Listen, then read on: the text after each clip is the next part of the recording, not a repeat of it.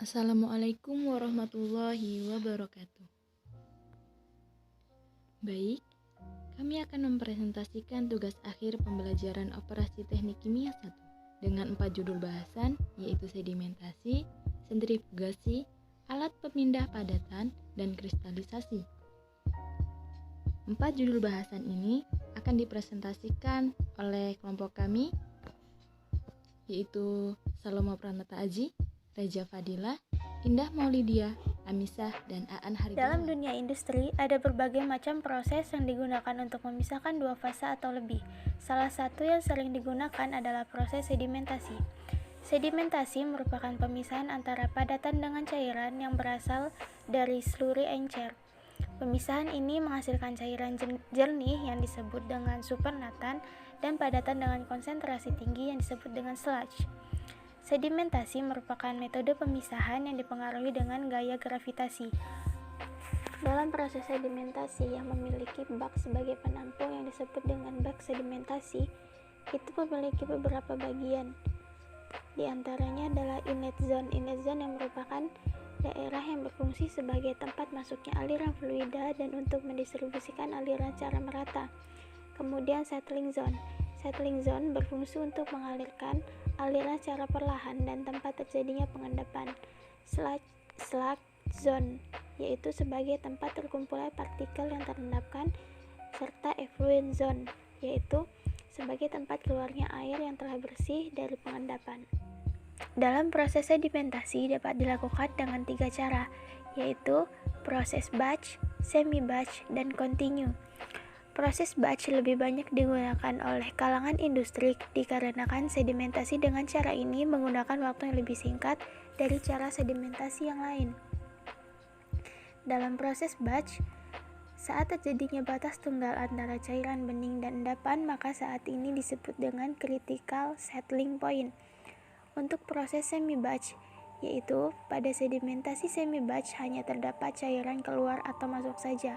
Jadi, kemungkinan hanya ada slurry yang masuk atau beningan yang keluar.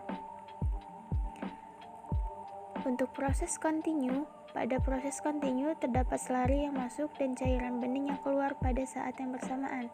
Saat kondisi steady state, maka ketinggian cairan akan selalu tetap. Kecepatan mengendapnya suatu sedimen atau sludge dapat dipengaruhi dengan beberapa faktor antara lain. Kecepatan pengendapan dipengaruhi dengan gaya gravitasi, diameter partikel, densitas partikel, dan densitas cairan, serta viskositas cairan. Pada proses sedimentasi terdapat 2 peralatan sedimentasi yang sering digunakan. Kedua peralatan tersebut adalah klarifikator dan klasifikator.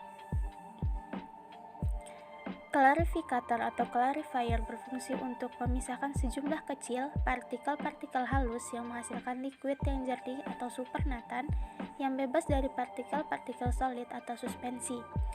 Mekanisme kerja dari clarifier yaitu umpan dimasukkan melalui slurry feed, di mana padatan yang ada dalam cairan akan turun ke dasar tangki dan cairan akan bergerak ke atas menuju permukaan tangki. Sedangkan klasifikator merupakan suatu proses sedimentasi di mana pemisahan zat padat yang dilakukan dapat dipisahkan menjadi 2 fraksi atau lebih. Di sini saya akan menjelaskan materi tentang sentrifugasi. Sentrifugasi ialah pemisahan partikel dari larutan atau suspensi berdasarkan ukuran, densitas, viskositas medium, dan kecepatan rotor. Pemisahannya memanfaatkan gaya sentrifugal dan gaya gravitasi. Gaya tersebut yang menyebabkan pemisahan partikel. Prinsip kerja sentrifuge yaitu objek diputar secara horizontal pada jarak radial dari titik tersebut dikenakan gaya. Pada saat objek diputar, partikel-partikel yang ada akan berpisah dan berpencar sesuai berat jenis masing-masing partikel. Dengan gaya yang paling berperan adalah gaya sentrifugal. Gaya inilah yang menyebabkan partikel-partikel menuju dinding tabung dan terakumulasi membentuk endapan. Di sini digambarkan bagaimana proses sentrifugasi terjadi. Pada gambar pertama ialah larutan atau suspensi yang akan disentrifugasi. Kemudian seiring bertambahnya waktu, maka partikel-partikel yang berada dalam suspensi akan berpisah sesuai dengan berat jenisnya masing-masing, di mana berat jenis yang paling berat ialah berada di bawah permukaan tabung. Prinsip kerja sentrifuge. Dalam bentuk sederhana, sentrifuge terdiri atas sebuah rotor dengan lubang-lubang untuk meletakkan wadah atau tabung dan sebuah motor yang dapat memutar rotor pada kecepatan yang dikehendaki. Pengendapan dipengaruhi oleh kecepatan dan waktu rotasi. Gaya yang berperan dalam sentrifuge ialah gaya sentrifugal yang menyatakan setiap partikel yang berputar, yaitu pada kecepatan sudut yang konstan, memperoleh gaya keluar sebesar F. Besar gaya tergantung pada kecepatan sudut dan radius perputaran.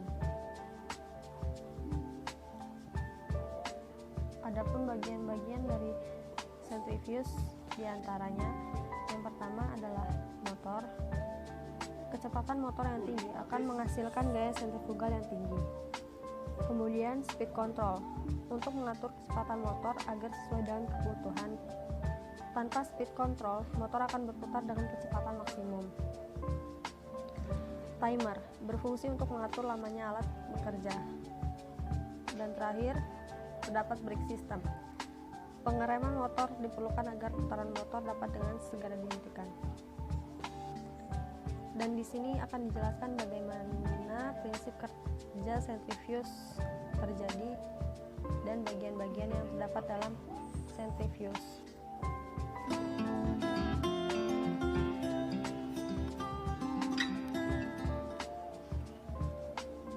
Sentrifuge ialah teknik memisahkan padatan bersuspensi dalam cairan atau cairan dengan padatan berbeda dengan memutar kecepatan tinggi. Sentrifuge bekerja menggunakan prinsip sedimentasi.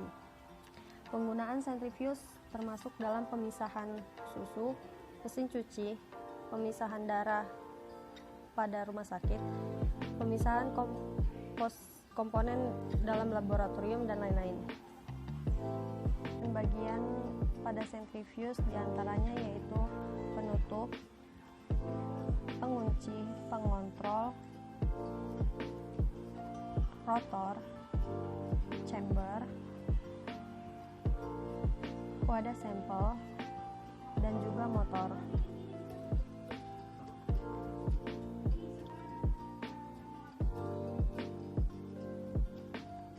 Dan di sini akan dijelaskan bagaimana sentrifuge bekerja. Sentrifuge merupakan jenis peralatan penelitian yang memutar suspensi cair pada tingkat rotasi tinggi untuk memisahkannya menjadi lapisan yang berbeda berdasarkan kepadatan. Karena laju rotasi tinggi ini, sentrifuge dapat mudah pecah sehingga akan sangat berbahaya jika digunakan secara tidak benar. Menggunakan tutup yang berbeda akan menyebabkan tumpahan di dalam sentrifuge. Selain itu dapat menyebabkan hilangnya sampel yang berharga. Kemudian bersihkan bagian luar tabung dengan desinfektan sebelum menempatkannya di dalam sentrifuge. Menyekat tabung sangat penting jika kita menggunakan bahan biohazard.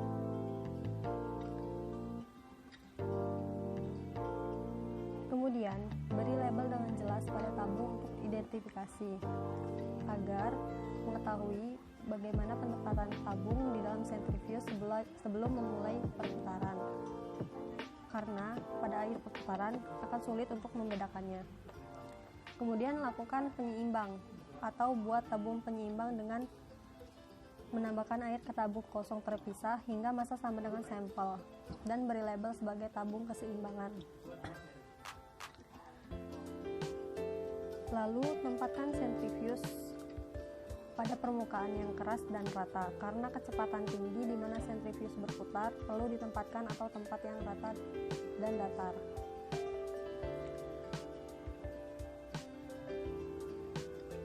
Kemudian muat tabung berlawanan satu sama lain di dalam sentrifuge. Jika kita hanya memutar satu sampel, maka kita harus membuat tabung keseimbangan untuk memuat langsung di seberang tabung sampel.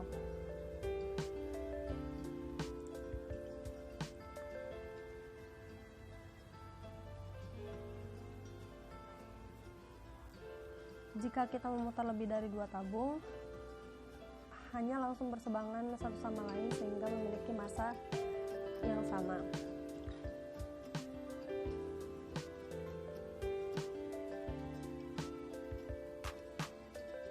Kemudian masukkan kecepatan Sentrifugasi.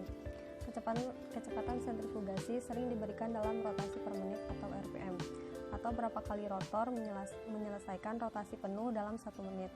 Kecepatan juga dapat diberikan dalam gaya sentrifugal relatif atau RCF. Buka tutupnya hanya setelah rotor benar-benar berhenti. Lepaskan tabung dengan hati-hati setelah sentrifuge berhenti berputar. Sekian penjelasan dari bagaimana penggunaan sebuah sentrifuge.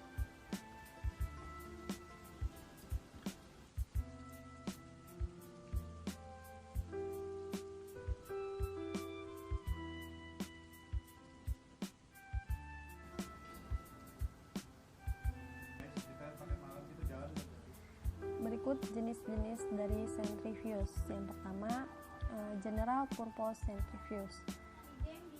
Berbentuk tabletop atau bisa diletakkan di atas meja. Centrifuge ini biasanya berkecepatan 0 sampai 3000 rpm.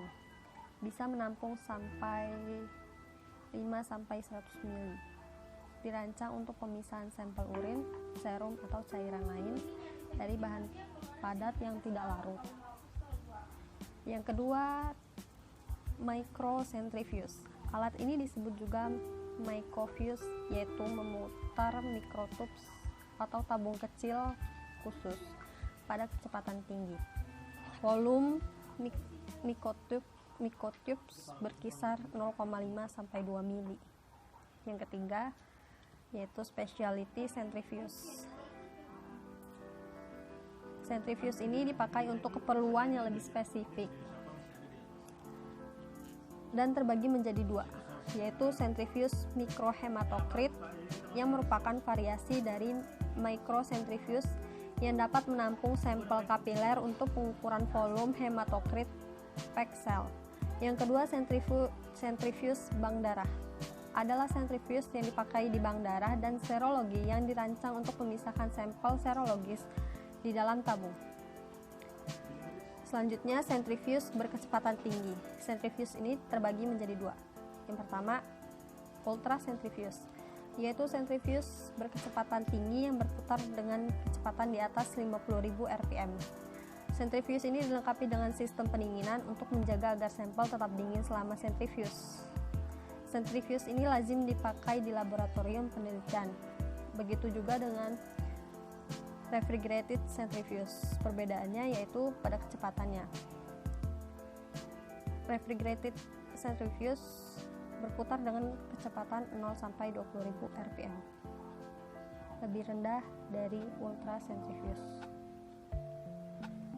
Sedangkan sentrifugasi dibedakan menjadi 2. Yang pertama, laboratory centrifuge, dan yang kedua, preparative centrifuge. Laboratory centrifuge digunakan untuk pemisahan skala kecil. Volume larutan yang dipisahkan antara 1 sampai 5.000 mili. Kecepatannya yaitu 1.000 sampai 15.000 rpm. Terdapat 2 tipe rotor yang digunakan di dalam laboratory centrifuge. Yang pertama yaitu fixed angle rotors. Tabung sentrifuge diletakkan dengan sudut tertentu terhadap sumbu rotasi. Yang kedua, swing out rotors. Tabung sejajar dengan sumbu rotasi saat diam, tetapi ketika rotor bergerak, tabung berayun keluar sehingga mereka sejajar tegak lurus dengan sumbu rotasi.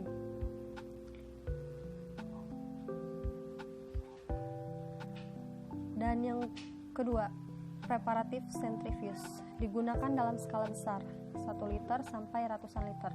Biasanya menggunakan tubular rotating chamber. Suspensi yang akan dipisahkan dimasukkan ke alat, supernatan dan endapannya dikumpulkan di ujung perangkat dan prosesnya continuous. Contoh dari preparative centrifuge yaitu tubular bowl centrifuge. Seperti pada gambar, bagaimana gambaran dari tubular bowl centrifuge.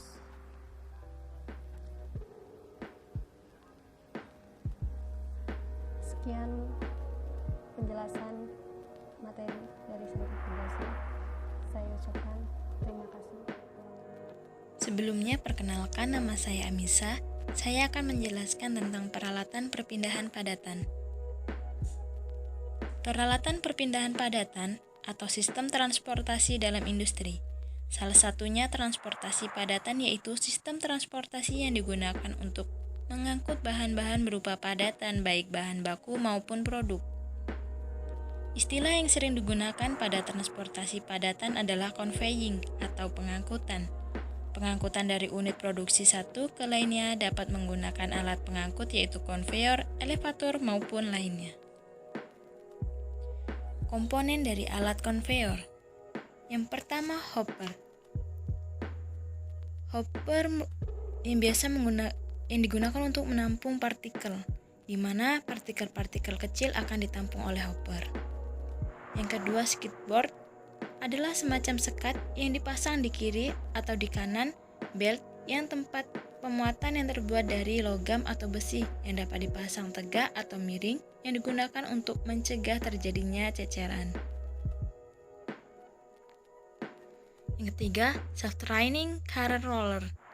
Yang keempat, ada conveyor belt yang berupa peralatan yang digunakan untuk mengangkut curah. Alat ini terdiri dari sabuk yang tahan terhadap pengangkutan benda padat. Yang kelima ada carry roller, head pulley, belt cleaner, return roller, belt pulley, take up pulley, self-draining, return roller, snap pulley, tie pulley. Klasifikasi berdasarkan cara pengangkutannya atau prinsip kerjanya dikelompokkan menjadi 3. Yang pertama, cara mekanis dengan bantuan alat. Yang kedua, cara pneumatis dengan bantuan aliran udara. Yang ketiga, cara hidrolis dengan bantuan aliran air. Klasifikasi berdasarkan cara pengangkutannya atau prinsip kerjanya dikelompokkan menjadi 2, yaitu karir atau membawa atau mengangkut, skipper, mendorong atau menggaruk. Dasar pertimbangan pemilihan. Hal-hal yang harus diperhatikan dalam pemilihan jenis alat transportasi padatan antara lain: yang pertama, karakteristik bahan padatan yang dipindahkan atau yang diangkut. Yang kedua, kapasitas transportasi. Yang ketiga, elevasi transportasi. Yang keempat, jarak transportasi. Yang kelima, proses yang diinginkan selain transportasi. Yang keenam, harga dan umur peralatan. Transportasi benda padat dalam industri kimia. Yang pertama, portable power driver conveyor, alat pepindah yang bekerja secara tidak kontinu dan dapat dikendalikan. Contohnya, truk atau dan traktor. Yang kedua, mechanical conveyor, contohnya pengangkut dengan gaya berat, pengangkut getar, vibrator conveyor, pengangkutan spiral atau groove conveyor, pengangkut rantai, chain conveyor, pengangkutan keranjang, pengangkutan sabuk, pengangkutan pelat, pengangkut roll, pengangkut pneumatik. Skipper system. Klasifikasinya berupa bahan didorong oleh putaran kru menuju tempat yang diinginkan. Terjadi proses pengecilan ukuran selama pengangkutan. Pemasangan alat umumnya miring dan tidak terlalu panjang. Digunakan untuk pengangkut bahan yang berbentuk butir dan pasta, tetapi tidak cocok untuk mengangkut bahan yang abrasif dan korosif. Dapat digunakan untuk elevasi tertentu, maksimum 30 derajat, tetapi terjadi pengurangan kapasitas angkut sampai dengan 20 derajat. Carrier system. Benda ini paling banyak digunakan karena bekerja secara kontinu, powernya rendah dan konstruksinya sederhana. Umumnya digunakan untuk transportasi horizontal, tetapi juga dapat digunakan untuk transportasi dengan inklinasi tertentu, 18 derajat sampai dengan 20 derajat. Bahan yang diangkut dapat berupa butir, tepung, dan gumpalan. Belt terbuat dari kanvas, reinforced rubber, kasak kawat, dan lain-lain. Kadang Moisture menjadi penghalang terhadap bahan padat yang menimbulkan kesulitan pada saat di-scare bahan karena terjadi sticking. Carrier system. Klasifikasi belt conveyor meliputi kapasitas bahan angkut, kecepatan belt, lebar belt, bahan belt, spesifikasi, dan jenis motor penggerak. Modifikasi belt conveyor. Di sini ada gambar dari roller conveyor. Prinsip kerjanya memanfaatkan dorongan roller yang ada dengan bahan padat yang diangkut. Bahan diletakkan pada roll, kemudian diberikan dorongan awal. Untuk membantu pengangkutan roller ini diletakkan agar morong ke bawah. Bahan yang diangkut dapat bahan padat yang berat dan abrasif, dan bahkan suhu tinggi, misal potongan kayu, transportasi, DO pabrik ban, soft drink, dan lain-lain. Vertical Mechanical Conveyor System. Alat ini terdiri dari satu belt yang berputar pada dua roda atas dan bawah maupun sebuah rantai yang berputar pada roda gigi atas dan bawah. Ember-ember atau bucket yang terpasang pada belt atau rantai. Alat ini disebut juga bucket elevator. Berdasarkan sistem discharge-nya, bucket elevator dikelompokkan menjadi 3, yaitu 1. Centrifugal discharge elevator, yang kedua positive discharge elevator, 3. Continuous discharge elevator. Alat di samping merupakan alat centrifugal discharge elevator. Ember-ember terpasang pada belt dengan jarak tertentu. Bahan dikeluarkan dari alat dengan cara dilempar karena gaya sentrifugal. Alat ini cocok untuk mengangkut bahan yang bersifat free flowing, fine or malam, material misal grain, pasir, ataupun zat kimia yang kering. Jarak transportasi dapat mencapai 75. Gambar di samping merupakan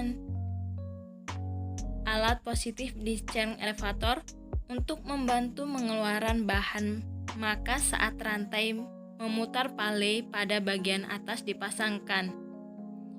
Kecepatan putar atau rantai relatif lebih kecil bila dibandingkan yang lain, sehingga untuk kapasitas yang sama, maka diperlukan ukuran ember yang lebih besar atau jarak ember diperkecil.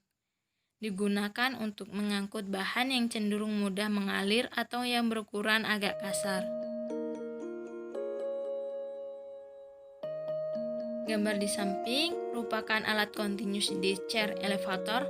Untuk mendapatkan discharge yang kontinu, maka ember-ember disusun saling berhimpitan. Pada kecepatan putar yang rendah, discharge akan terjadi damping dan ember-ember saat melalui paley. Sistem pengumpanan langsung ke ember-ember yang ada.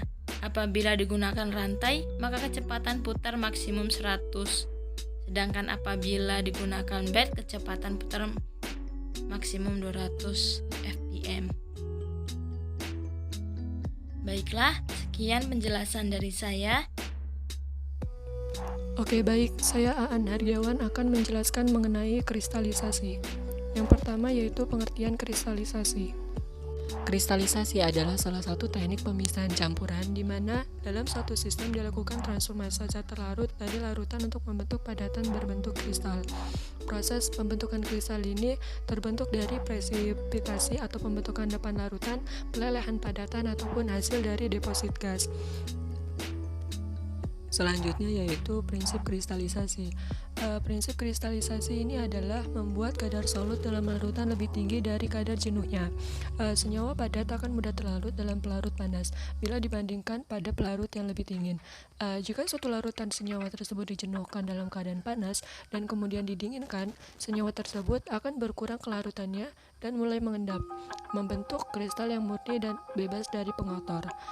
Terdapat 3 cara untuk mendapatkan kondisi tersebut, yaitu yang pertama ada penguapan solvent atau pelarut, yang kedua itu penurunan suhu, dan yang ketiga penambahan zat lain. Selanjutnya yaitu bentuk-bentuk kristal. Di bawah ini adalah beberapa contoh dari bentuk kristal. Yang pertama ada cubic system, yang kedua ada tetragonal system, dan yang ketiga ada hexagonal system. Proses kristalisasi. Proses kristalisasi terdiri atas 2 tahap utama. Yang pertama ialah nukleasi dan yang kedua ialah pertumbuhan kristal. Nukleasi merupakan langkah awal di mana molekul padatan yang terdispersi di dalam larutan akan berkumpul dan membentuk ikatan atau klaster. Berkumpulnya padatan ini membentuk bibit kristal yang berukuran nanometer. Namun, bibit kristal ini belum stabil sehingga diperlukan ukuran yang lebih besar agar bibit-bibit kristal ini dapat mempertahankan keadaannya. Karena kristal yang berukuran lebih besar akan terus tumbuh, sedangkan kristal kecil akan terlarut lagi karena tidak stabil ikatan yang terbentuk. Yang kedua yaitu pertumbuhan kristal, yang merupakan proses lanjutan dari nukleasi, di mana nukleasi yang telah tercapai ukuran besar akan mengikat atom-atom lain membentuk struktur kristal yang sama. Terjadinya pertumbuhan kristal ini hanya dapat terjadi apabila sistem terlalu jenuh, sehingga ukuran kristal akan bertambah besar secara terus-menerus sampai sistem atau larutan tidak lagi dalam keadaan yang sangat jenuh. Selanjutnya yaitu kecepatan nukleasi. Kecepatan proses nukleasi ini dapat dipengaruhi dari supersaturasi atau tingkat homogennya larutan, kontak antar kristal dan kontak kristal dengan dinding-dinding alat atau pengaduk, atau dapat dalam buku Waperi 1999 dapat dituliskan rumusnya seperti berikut ini.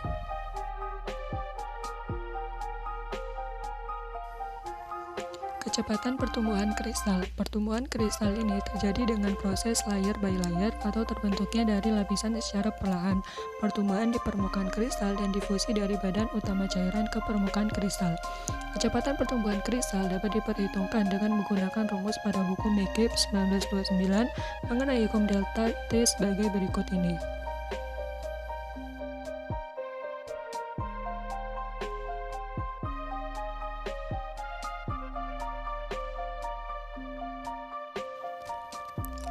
Contoh alat kristalisasi. Yang pertama itu ada Swenson-Walker Crystallizer. Prinsip kerja dari alat ini yaitu larutan masuk pada ujung yang satu dengan temperatur yang tinggi dan keluar pada ujung yang lain dengan temperatur yang relatif rendah. Air pendingin dapat dialirkan di dalam jaket secara co-current ataupun counter-current. Di dalam salurannya dilengkapi pengaduk yang horizontal sepanjang saluran. Pengaduk tersebut berupa suatu as yang dilengkapi dengan pengaduk bentuk helix, yang dimana di samping fungsinya sebagai pengaduk juga untuk mengalirkan bahan sesuai dengan arus helixnya. Bagian luar dinding dilengkapi dengan jaket pendingin dan sebuah pisau penggaruk yang akan mengambil produk kristal yang menempel pada dinding. Contoh alat kristalisasi yang kedua yaitu batch stir tank with internal cooling coil. Jenis kristalizer ini termasuk jenis yang batch, artinya tidak ada aliran yang keluar setiap waktunya. Tangki kristalizer diisi, lalu diambil hasilnya pada waktu tertentu. Umpan atau cairan induk masuk dari atas dan masuk ke dalam tangki untuk didinginkan. Medium pendingin digunakan coil yang berada di dalam tangki kristalizer tersebut, sehingga efisiensi perpindahan panas cukup tinggi. Karena kontak antara cairan dan medium pendingin cukup luas, di samping itu, bila digunakan pengaduk pembentuk kristal, terutama pada secondary nucleation, akan lebih besar bila dibandingkan dengan tanpa pengaduk. Selanjutnya yaitu proses rekristalisasi. Proses rekristalisasi merupakan salah satu cara pemurnian zat padat yang jamak digunakan, di mana zat-zat tersebut atau zat-zat padat tersebut dilarutkan dalam suatu pelarut kemudian dikristalkan kembali. Prosesnya dilakukan dengan melarutkan baik pengotor dan senyawa dalam pelarut yang sesuai. Besarnya suhu rekristalisasi adalah setengah sampai dengan sepertiga dari suhu logam. Banyak hal yang menentukan keberhasilan rekristalisasi. Di antaranya adalah kecocokan pelarut. Perlu adanya usaha khusus untuk menentukan pelarut yang baik untuk rekristalisasi. Rekristalisasi ini terjadi pada saat satu spesies mendapatkan perlakuan panas. Sekian dari saya. Demikian akhir presentasi kami. Semoga apa yang telah kami sampaikan bermanfaat untuk kita semua. Pak Topik menjahit kopiah. Kopiah dijahit beldu yang utuh. Wabillahi taufiq wal hidayah. Wassalamualaikum warahmatullahi wabarakatuh.